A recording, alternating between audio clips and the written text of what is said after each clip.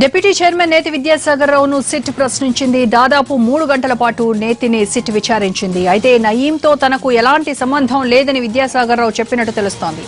Vidyasagar Rao statement కూడా record అయింది. నేతి విద్యాసాగర్ రావుకు నయీంతో సన్నిహిత సంబంధాలు ఉన్నట్టు సిట్ దగ్గర ఆధారాలున్నాయి. నేతి సమీప బంధువులు నయీంతో కలిసి వెంచర్ చేసినట్లు సిట్ కు సమాచారం ఉంది. భువనగిరి వ్యాపారి నాగేందర్ ఫిర్యాదు మేరకు నేతిని విచారించారు. ఛార్జ్ షీట్ లో విద్యాసాగర్ రావు పేరు చేర్చేందుకు రంగం సిద్ధమైంది.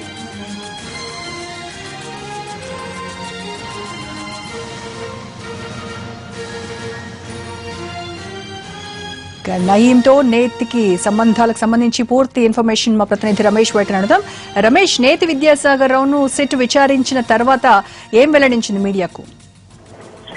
మండలి వైస్ చైర్మన్ నేతి విద్యాసాగర్ రావు పైన ఏదైతే కొన్ని ఆరోపణలు రావడం జరిగిందో దీనికి సంబంధించి సిట్టు పూర్తిగా దర్యాప్తు చేసినట్టుగా మనకు ఖచ్చితమైన సమాచారం ఉంది. అయితే నేతి విద్యాసాగర్ నుంచి దాదాపు 3 గంటల పాటు సిట్టు ప్రశ్నించి ఒక స్టేట్మెంట్ కూడా రికార్డ్ చేయడం జరిగింది. స్టేట్మెంట్ లో నేతి విద్యాసాగర్ రావు తనకు నయీంతో ఎలాంటి సంబంధాలు లేవు, కేవలం ఫ్రెండ్షిప్ మాత్రమే ఉందన్న విషయాన్ని సిట్టు అధికారులకు పదే చెప్పడం జరిగింది. అయితే దీని తర్వాత సిట్ అధికారులు పూర్తిగా విచారించినప్పుడు నేతి విద్యాసాగర్ రావు సమీప బంధువులతో కలిసి నయీము ఒక వెంచర్ కూడా చేసినట్టుగా భువనగిరి అటు కొన్ని ప్రాంతాల్లో కొన్ని వెంచర్లు చేశారు. అంతేకాకుండా నేతి కుటుంబ సభ్యులతో కలిసి నయీం భార్యతో కలిసి ల్యాండ్ రిజిస్ట్రేషన్ చేసిన పత్రాలు కూడా ప్రస్తుతానికి సిట్ అధికారులు సేకరించడం జరిగింది. సంబంధించి పూర్తి ఆధారాలు కూడా సేకరిస్తున్నారు. అయితే ప్రధానంగా నయీం కలిసి పెద్ద మొత్తంలో బిజినెస్లు, ల్యాండ్ సెటిల్మెంట్లు, ల్యాండ్ బిజినెస్లు చేసినట్లు కూడా సిట్ అధికారులకు పూర్తి స్థాయిలో కూడా ఆధారాలు లభ్యమైనాయి. అయితే మరోవైపు చూసినట్టయితే